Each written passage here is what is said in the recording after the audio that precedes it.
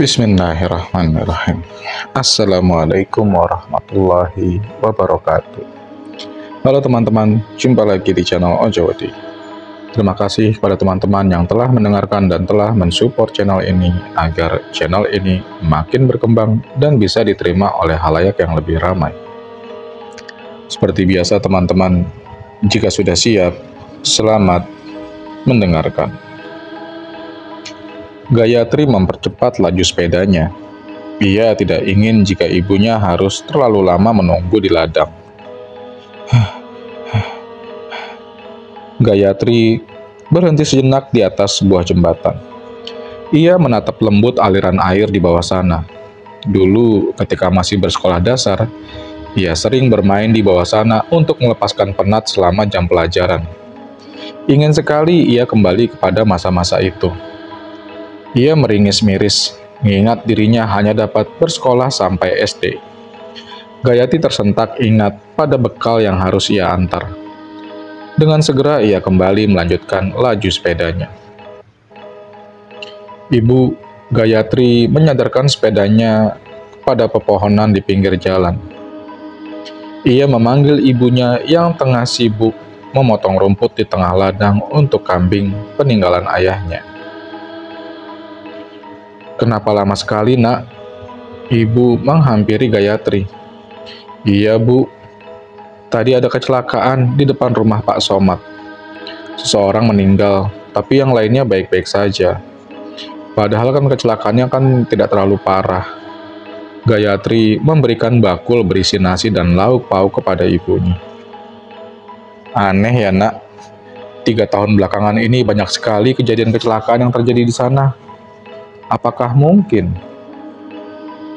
Ibu tidak berani melanjutkan ucapannya. Ia berjalan kembali ke tengah ladang. Di sana terdapat sebuah pondok kecil tempat ibu biasa berteduh. Gayatri menguntitnya dari belakang.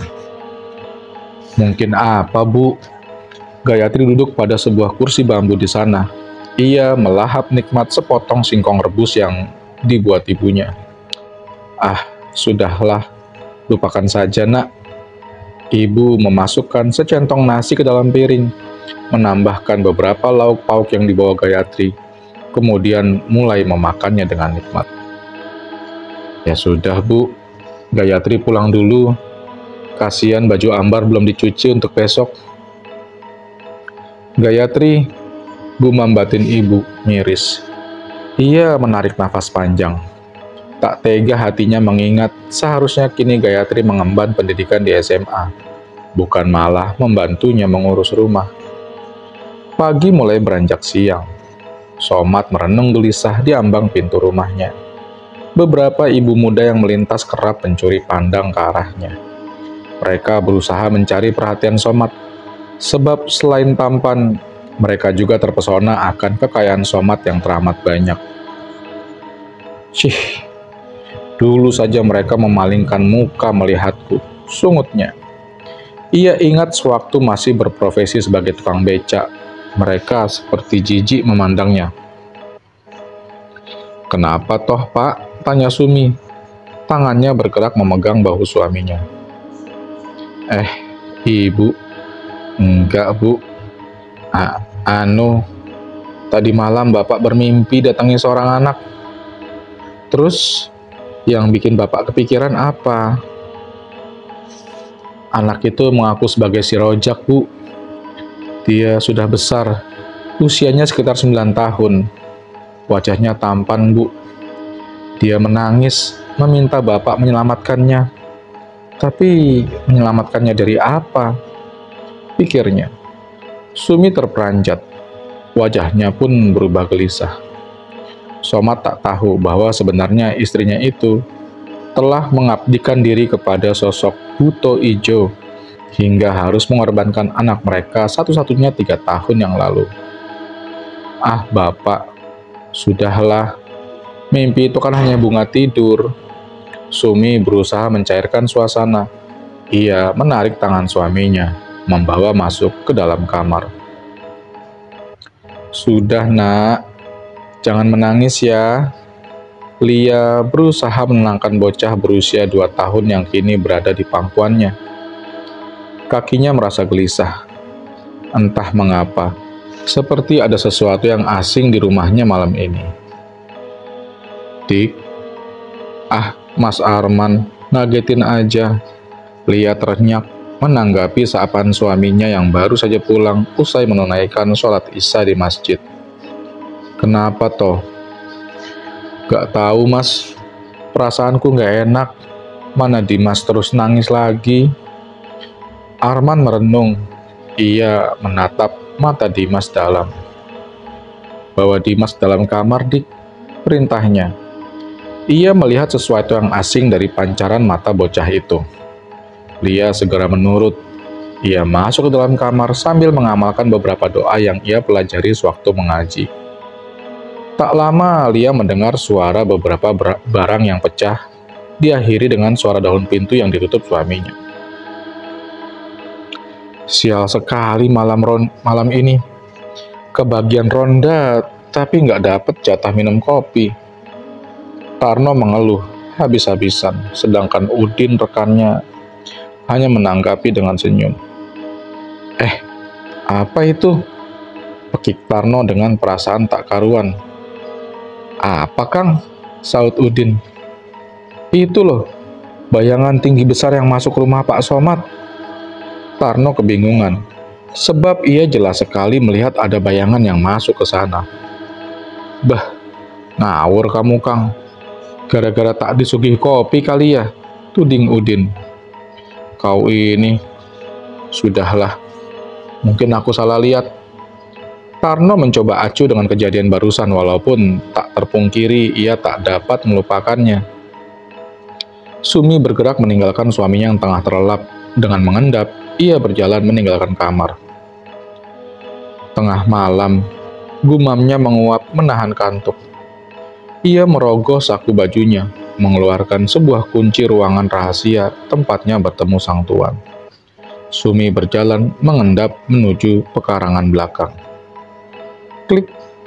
Ia membuka pintu ruangan yang ditujunya itu, kemudian segera menutupnya kembali. Maaf mbah, saya terlambat. Ucapnya berlutut di hadapan sebuah sesajen yang isinya telah tumpah entah kenapa. Tak apa, kali ini aku maafkan. Balas sosok tak berwujud dengan suara berat. Tak lama, muncul segumpal asap hijau yang menjelma membentuk wujud suaminya. Ia bangkit menghampiri sosok itu, mirip suaminya, membuka beberapa kancing bajunya. Tak lama mereka pun larut dalam buayan nafsu yang tidak terbentung. Ayam jantan berkokok menandakan hari sudah pagi. Wangi aroma masakan melayang meliuk masuk ke dalam hidung siapa saja yang menghirupnya. Ibu masak apa? Ambar masuk menghampiri ibunya di dapur. Ia tampak siap dengan seragam merah putih khas anak SD. Wah, nasi goreng, pekiknya girang, tanpa diberitahu. Ibu hanya tersenyum. Ini mau digoreng gimana, Dek? Gayatri membawa 2 butir telur ayam kampung yang dipelihara ibunya. Ambar berpikir sejenak. Telur mata sapi, jawabnya tersenyum memamerkan sederetan gigi yang telah habis bagian depannya dimakan kuman. Bu, wah. Somad terbangun untuk mulutnya yang mengeluarkan uap. Ia meraba permukaan kasur tempat istri terlelap. Tumben, kok nggak ada, batinnya. Sebab kebiasaan Sumi yang tak pernah bangun sebelum ia bangunkan sangat dihafalnya. Bu, teriaknya lagi, berjalan menghampiri setiap sudut rumah. Bapak sudah bangun, sapa istrinya dari belakang, dan Somad hampir jatuh karenanya. Bu, tumben pagi sekali sudah rapi, mau kemana, tanyanya. Ibu mau ke klinik, Pak. Habis akhir-akhir ini rasanya perut ibu mual. Jangan-jangan, Somad tersenyum. Mau bapak antar, Bu? Gak usah, Pak. Ibu berangkat sendiri saja. Sumi berlalu menyambar kunci motor metik kesayangannya. "Dek, pulang sekolah main di sungai yuk," tawar Gayatri. "Ah, enggak ah kak, Ambar takut dimarahi ibu." Ambar memeluk erat kakaknya kala sepeda mereka bergerak lincah melewati beberapa lubang jalan yang muncul di bawah usia. "Jangan bilang-bilang ibu dong, dek." "Enggak ah kak, Ambar takut dosa." Ambar turun dari sepeda. Ia mencium tangan kakaknya kemudian berlari masuk dengan riang ke dalam gerbang sekolah. Padahal dengus Gayatri sebal. Keciprak. Air bersuara manakala arusnya beralir menerjang batu. Gayatri duduk di atas sebuah batu besar di tengah sungai. Rambut panjangnya menari ke sana kemari, tertiup angin semakin mempercantik wajahnya. Anak itu harus menjadi milikku. Gumam sesosok makhluk astral yang menjelma membentuk ular. "Gayatri." "Pak Somad." Gayatri turun merosot dari batu itu, berniat menghampiri Somad yang berdiri di pinggir sungai. "Ada apa?" pekiknya. Seekor ulat menggigit kakinya ketika ia baru saja memasuki air. "Aduh," ia meringis melihat lukanya. "Pak Somad, tolong Tak dilanjutkan ucapannya, melihat tak ada siapapun di tempat Somad berdiri tadi. Tak lama, kepalanya terasa pusing, dan ia pun limbung jatuh masuk ke dalam air. "Bu Neng, Gayatri, Bu. Ada apa? Masya Allah anakku." Rian berjalan masuk ke pekarangan rumah Gayatri. "Kenapa dia, Nak?" Ibu heran melihat tubuh Gayatri yang basah kuyup, wajahnya pucat pasi. "Gak tahu, Bu. Tadi saya mancing di sungai. Gak sengaja melihat Gayatri sudah seperti ini." "Ayo masuk ke dalam, Nak." "Nggih." Gayatri bangun mengerjapkan matanya. "Di mana ini?" desahnya melihat ia seperti berada dalam gua. "Kakak sudah bangun." Seorang anak lelaki berdiri di sampingnya, menyodorkan sebuah kelapa yang telah diberi lubang di atasnya. "Minum dulu, Kak," tawarnya. "Kamu siapa, Dek?" tanya Gayatri, seusai menenggak beberapa air kelapa itu. "Aku Rojak, Kak." "Kakak Gayatri kan? Kakaknya Ambar." "Kamu Rojak, anak Pak Somad yang hilang 3 tahun yang lalu itu kan?" "Iya, Kak." Wajah anak itu berubah muram. "Aku rindu ayah. Kenapa ya ibu tega mengorbankanku?" Maksudmu?" Pekik Rojak. Tubuhnya terpental menghantam dinding batu secara gaib. "Rojak!" Perlahan tubuh anak itu hangus. Bilur-bilur keunguan tampak menghiasi tubuhnya. Rojak meringis memeluk kakinya, yang pasti terasa sakit terantuk batu. "Ampun, saya hanya..." Belum sempat ia melanjutkan ucapannya, sosok tanpa wujud itu membantingnya kembali. "Diam, jangan banyak bicara kau." Bentaknya kemudian membawa Rojak menghilang entah kemana. "Kau, Gayatri, tunggu aku hingga kau kujadikan istriku." Hahaha. Tawanya menggema sebelum kemudian sunyi tak terdengar lagi. "Ayolah Dek Lia, terima saja, Mas ikhlas kok." Somad menaruh puluhan lembar uang yang disimpannya dalam amplop coklat pada meja ruang tamu Lia. Ibu muda berjilbab itu tampak jengah, sebab ini bukan pertama kalinya Somad melakukan hal seperti itu. "Sudah kukatakan berulang kali, Mas, aku tidak bisa menerima uang ini. Bagaimana bila Mbak Sumi tahu Apalagi dulu kita sempat. Lia meringis menyadari apa yang akan ia katakan pada Somat bahwa dulu mereka pernah menjadi sepasang kekasih. Aku nggak bermaksud apapun, Dek.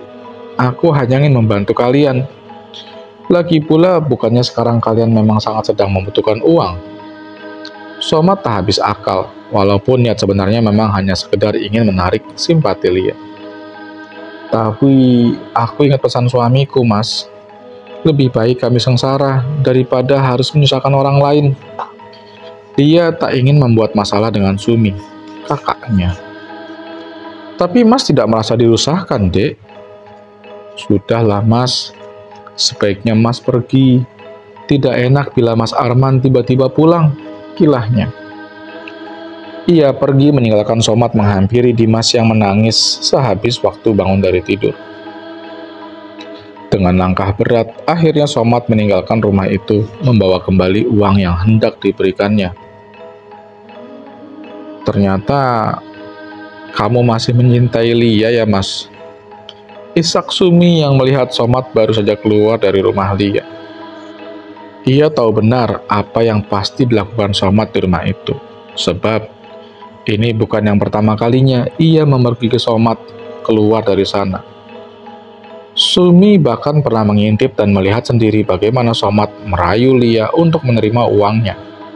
Bahkan pernah suatu kali Somat tertidur mengigaukan Lia. Karena kecemburuannya, ia pernah mengirim santet dan berbagai macam guna-guna termasuk menyuruh Buto Ijo abdiannya untuk membunuh Lia serta anaknya. Tapi semua itu tidak pernah mental, mungkin karena Lia sekeluarga memiliki iman yang kuat. Dengan wajah gusar, Sumi menarik gas motornya beranjak meninggalkan tempat itu. Assalamualaikum, Dik. Arman masuk membuka pintu rumah yang tak terkunci. Waalaikumsalam, Mas. Lia keluar dari kamar Dimas mencium tangan suaminya. Ada tamu ya? Tanya Arman melihat segelas kopi yang telah dingin masih penuh seperti tidak disentuh sama sekali. Itu, Mas. Tadi ada Mas Somat kemari. Wajah Arman terlihat asam mendengarnya. Mau apa dia kemari? Tak terpungkiri ia merasa cemburu, sebab ia selalu ingat cara Somat menatap Lia bukanlah tatapan yang pantas diperlihatkan seorang kakak kepada adik iparnya, tapi merupakan tatapan yang penuh cinta. Tidak ada apa-apa, Mas. Dia hanya ingin meminjamkan uang. Lalu kau terima? Lia menggeleng. Lia buatkan dulu teh dan air panas untuk Mas mandi. Tidak usah air panas, Dek. Lagi pula ini masih siang. Tolak Arman lembut. Lia merasa beruntung bisa mendapatkan Arman, sebab laki-laki itu sangat mencintainya. Dari mana saja, Pak? Jam segini baru pulang? Tanya Sumi. Wajahnya merah padam menahan emosi. Bapak dari warung kopi, Bu. Warung kopi di rumah Lia, sindirnya sinis. Somat kaget, air mukanya berubah. Loh, ya bukan dong, Bu. Warung kopinya si Ijam di perempatan. Sudahlah, Bapak mau mandi. Mumpung belum keburu larut. Somat segera berlalu. Aku akan coba sekali lagi. Jika tidak berhasil juga, aku akan turun tangan sendiri. Aku mohon, Mbah, sekali lagi saja. Aku tak rela bila suamiku harus berpindah tangan kepada Lia. Apa yang kau takutkan? Bukankah perempuan itu memiliki suami? Bagaimanapun keadaannya, bisa saja Lia juga mencintai suamiku karena hartanya yang berlimpah. Apalagi sekarang aku mengandung. Aku takut suamiku pergi. Makhluk itu berlalu tanpa kata dari ruangan tempat mereka bertemu. Anak ibu disekap sesosok makhluk halus penghuni sungai itu. Makhluk itu kerap disebut buto ijo, Bu. Rupanya Gayatri memiliki daya tarik tersendiri di mata para makhluk halus. Ibu mengusap kepala Gayatri sedih.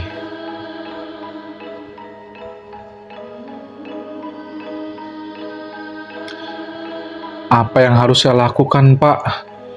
Desah ibu. Wajahnya terlihat gusar. Tidak ada, Bu, selain berpasrah kepada kehendak Allah Subhanahu wa Ta'ala. Pak Ustadz beranjak. Jika begitu, saya pamit dulu. Insya Allah ada yang dapat saya lakukan di rumah. Silakan, Pak. Ya Allah, bimbinglah aku untuk menuju jalan keluar dari sini, ya Allah. Gayatri menadahkan kedua tangannya. Wajahnya terangkat memandang langit-langit batu yang telah diselimuti lumut. Perlahan Gayatri membaringkan tubuhnya pada tumpukan jerami yang ada di sana. Gayatri tersentak. Tubuhnya terbangun kembali. Ia merinding melihat segumpal asap hijau yang masuk, entah dari mana. Perlahan, asap itu membentuk sesosok makhluk dengan perawakan tinggi besar serta taring terselip di antara kedua bibirnya. Kau siapa? Tubuhnya bergetar menahan takut. Makhluk itu menyeringai. Tubuhnya mengecil membentuk manusia dengan badan setengah ular. Matanya bersinar tampan. Dengan seketika Gayatri bagai terhipnotis. Ia bangkit menghampiri ular itu. Iya, Tuan. Aku budakmu. Lakukan apapun yang kau suka kepadaku. Gumamnya pelan, namun dapat didengar jelas oleh makhluk itu. Aduh, rintih Sumi pelan. Tangannya mencengkram erat bagian bawah perutnya yang terasa sakit. Ia bangun dan melirik suaminya yang tengah tertidur lelap. Kenapa ini? Gumamnya. Ia heran dengan perutnya yang sedikit demi sedikit membesar. Dengan kaki yang lemas menahan sakit, Sumi berjalan tertatih keluar dari kamarnya.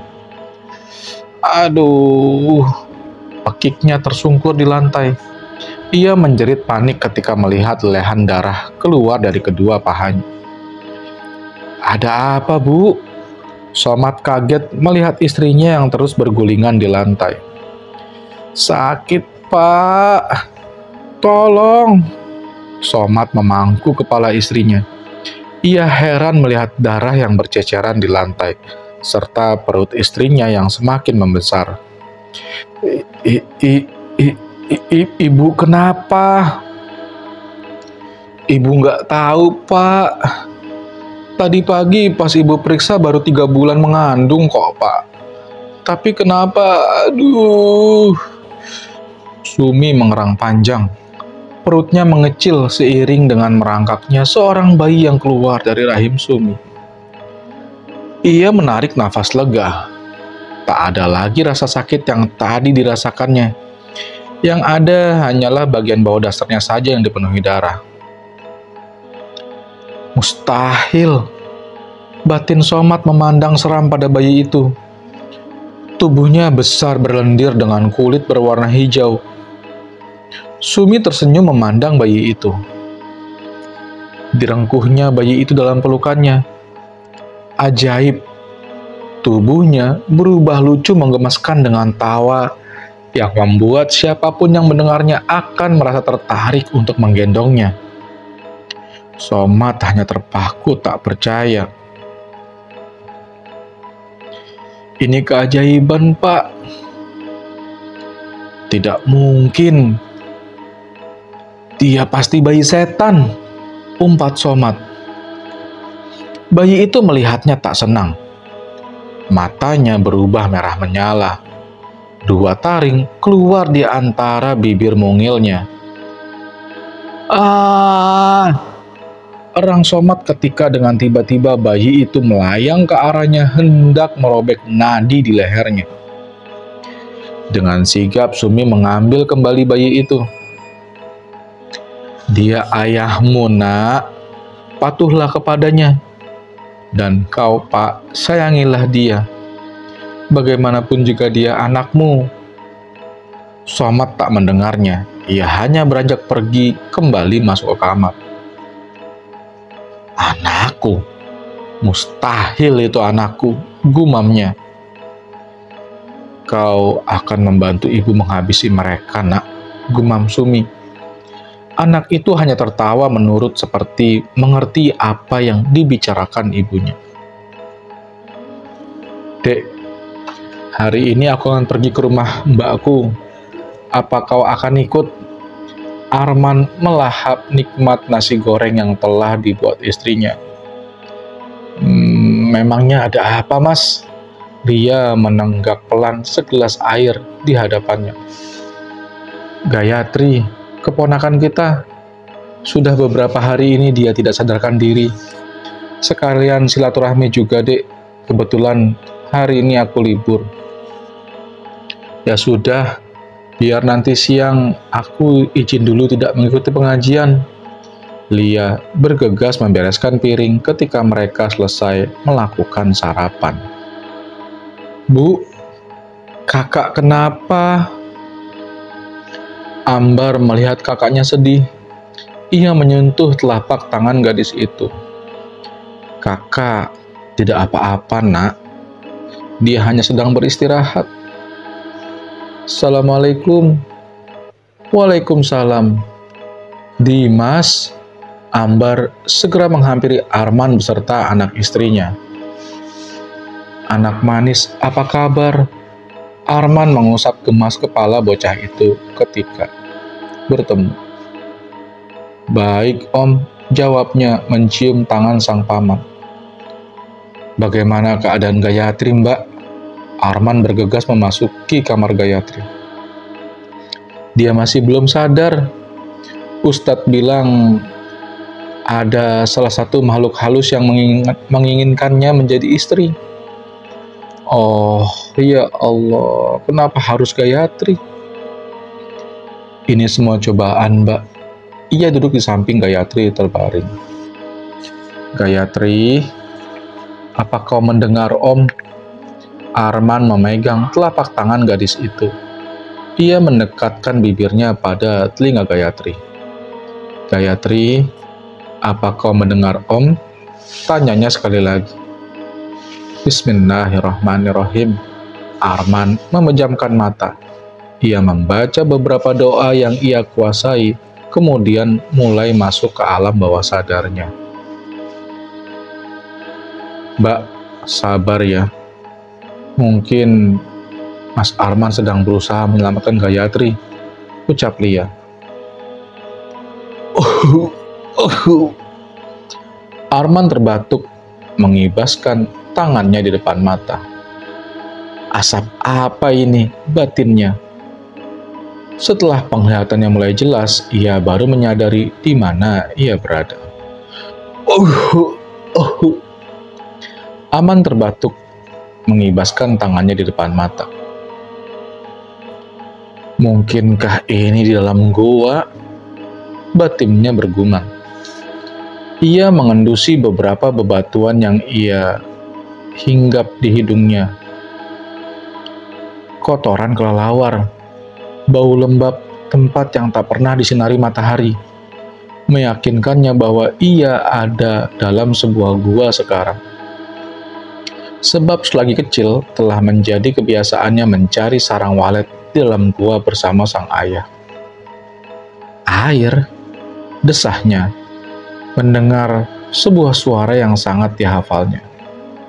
Mungkin itu membantuku menuju ke tempat Gayatri, gumamnya. Arman menyandarkan tubuhnya pada dinding gua.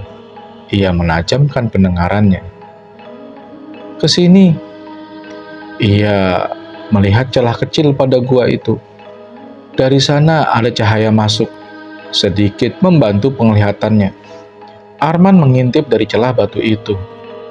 Subhanallah, gumamnya, melihat aliran air sungai jernih yang sangat indah. Di pinggirnya terdapat beberapa pohon kurma yang sedang berbuah. Di sana juga terdapat beberapa burung serta sebuah pondok kecil. Namun sayang, tempat itu seperti berada dalam gua batu yang sangat tertutup. Cahaya yang tersedia dari sana bukanlah berasal dari sinar matahari, namun berasal dari sebuah kristal besar serta jamur cahaya yang terdapat pada langit-langit tempat itu. Hihi. Arman bergigi kecil, menjauhi lubang itu ketika sebuah cacing cahaya berwarna keemasan keluar melaluinya. Perutnya seketika mual melihat beberapa cacing lainnya dengan berbeda warna menyusul. Bukan takut atau apa, namun sedari kecil Arman memanglah jijik pada binatang kecil semacam itu. Sial, sebaiknya aku mencari jalan untuk masuk ke tempat itu, gumamnya. Hatinya merasa sangat yakin jika di sana akan menemui keberadaan Gayatri. Arman menajamkan penglihatannya. Ia mengelingkan pandangan ke seluruh tubuh ruangan, ke seluruh sudut ruangan, mencoba mencari jalan. Mungkin itu dia, gumamnya. Kresek, kresek. Aman bergerak, mengibaskan tangannya, menyingkirkan beberapa semak belukar yang menghalanginya. Matanya seolah terpesona memandang aliran air jernih yang tadi dilihatnya melalui celah batu. Bismillah, ucapnya mengambil air itu dengan telapak tangan. Belum juga Arman mengusapkan air itu pada wajahnya, alirannya berubah menjadi darah kental. Semua pepohonan serta pondok di sana lenyap entah kemana. Yang ada hanyalah padang gersang dengan tanah kering yang tertiup angin. Astagfirullah. Sedang apa kau di sini, anak manusia? Berani-beraninya kau memasuki wilayahku, ucap makhluk besar berwarna hijau itu di belakangnya. Aman berbalik. Aku hanya sedang mencari keponakanku. Di sini tidak ada siapapun. Segera pergi atau kau kuhabisi. Makhluk itu bersiap dengan gada di genggamannya. A'udzubillahi minasyaitonirrajim. Arman mengambil sebuah ranting panjang yang berada di bawah kakinya. Ia memejamkan mata dengan membaca ayat kursi dan surat jin. Tubuh makhluk itu kaku, tak dapat digerakkan. Terima ini. Arman melemparkan ranting itu tepat menembus jantung makhluk itu. Entah mengapa, ranting itu sangat mudah sekali menembus tubuhnya. Tak lama keluar cahaya keemasan dari tubuhnya. Lalu makhluk itu hancur binasa. Tolong! Suara lirih seorang wanita terdengar. Arman berjalan mengikutinya. Gayatri, ia merengkuh tubuh gadis itu. Kakak, seorang bocah menghampiri mereka. Siapa kau? Tanya Arman. Aku Rojak, anak laki-lakinya Pak Somad. Kau Rojak? Yang meninggal 3 tahun yang lalu itu? Iya om. Tolongin aku om. Aku rindu sama bapak dan ibu, pintanya. Ya sudah, pegang tangan om ya. Gayatri. Pekik ibu senang memeluk anak pertamanya itu. Ibu, om, tante, bagaimana keadaanmu Gayatri? Arman membantu keponakannya itu untuk duduk. Badan Gayatri sakit semua om. Apa yang terjadi padanya di sana, Arman? Sebaiknya tidak usah dibahas, Mbak.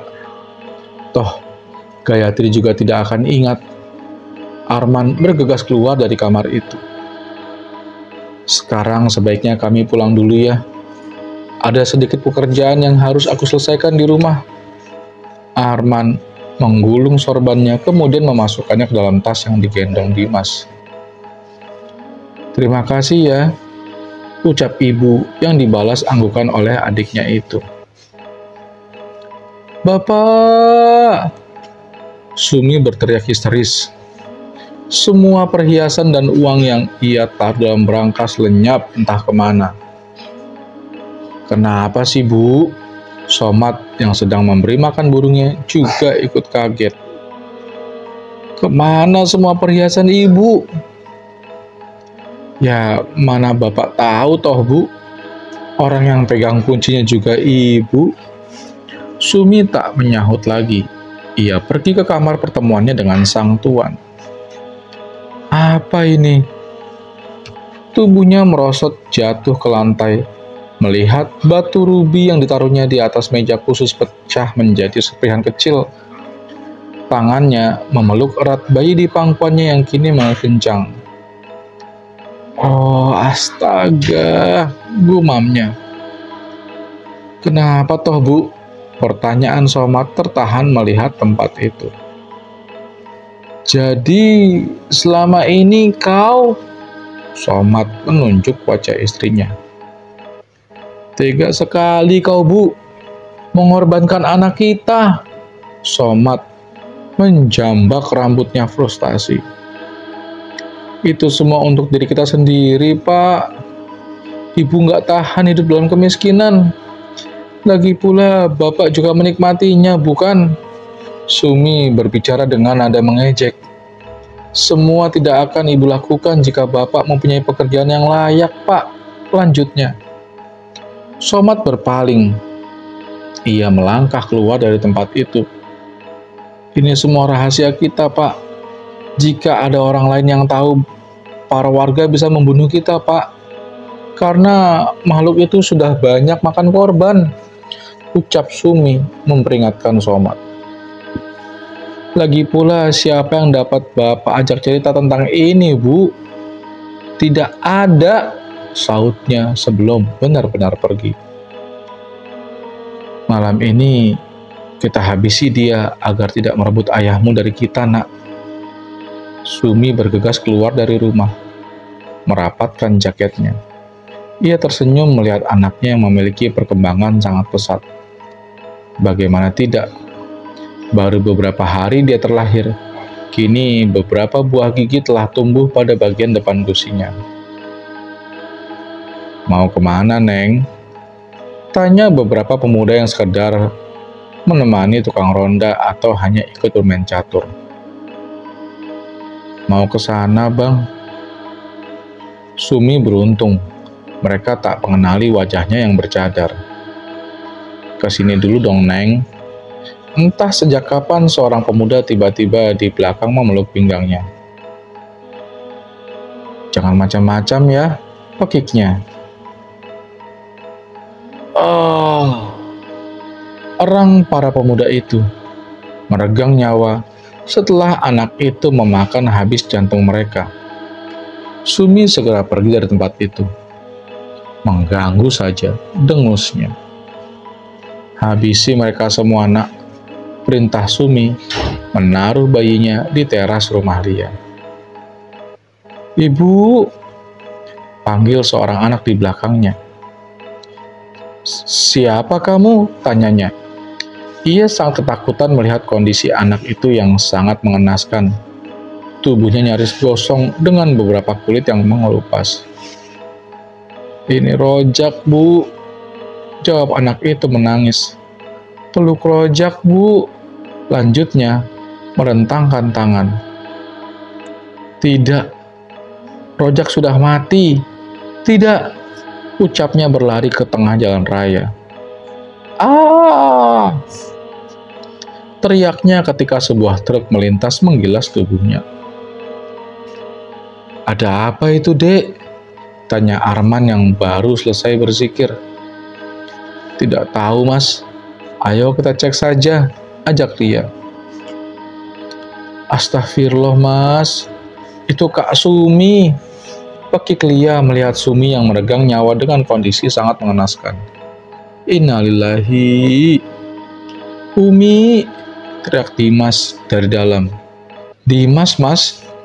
Lia segera berlari ke dalam rumah menghampiri kamar Dimas. "Astagfirullah!" Pakiknya tak sadarkan diri melihat kondisi sang buah hati. Dimas meninggal dengan lubang di bagian dadanya. Di sampingnya terdapat bayi Sumi yang terduduk mengunyah jantung kecil Dimas. "Dek, anakku!" Arman merasa mual melihatnya. Ia menyambar pisau buah yang ada di meja tamu. "Setan kecil keparat!" umpatnya. Ia membaca beberapa doa kemudian menusukkan pisau itu pada bagian kepala bayi itu. Tak lama tubuh bayi itu berubah membiru kemudian menguap menyebarkan bau busuk yang sangat pekat. Gayatri mengusap punggung Lia dengan lembut. Gadis itu merasakan betul bagaimana sakitnya kehilangan seorang yang sangat dicintainya. "Sabar ya," ucap beberapa pelayat yang datang. Lia hanya mengangguk dengan pandangan kosong. Jilbabnya kini telah basah dengan air mata. "Sumi," tangisan Somat pecah, membuka kain penutup wajah istrinya. Pekik semua pelayat melihat wajah Sumi yang berwarna hijau dipenuhi bintik seperti katak. "Sumi, hahaha, bangun. Ayo, kita persembahkan anak setan itu untuk uang. Ayo." Kasihan sekali dia. Pak Ustadz menggeleng melihat keadaan Somat. "Bangun, Sumi. Tunggu, jangan tinggalkan aku." Somat berlari ke arah pintu. Dalam penglihatannya Sumi berjalan ke arah sana. Naas, entah bekas siapa. Ia terpleset pada kulit pisang hingga bagian belakang kepalanya terbentur pintu. "Pak, ikut kami, Pak." Pergi, pergi." Beberapa perawat masuk menyuntikkan sebuah cairan padanya. Kini Somat harus menjalankan seumur hidupnya di rumah sakit jiwa, dibayangi anak dan istrinya yang telah tiada. Terima kasih teman-teman telah mendengarkan cerita-cerita di channel Ojowedi. Akhir kata, wassalamualaikum warahmatullahi wabarakatuh.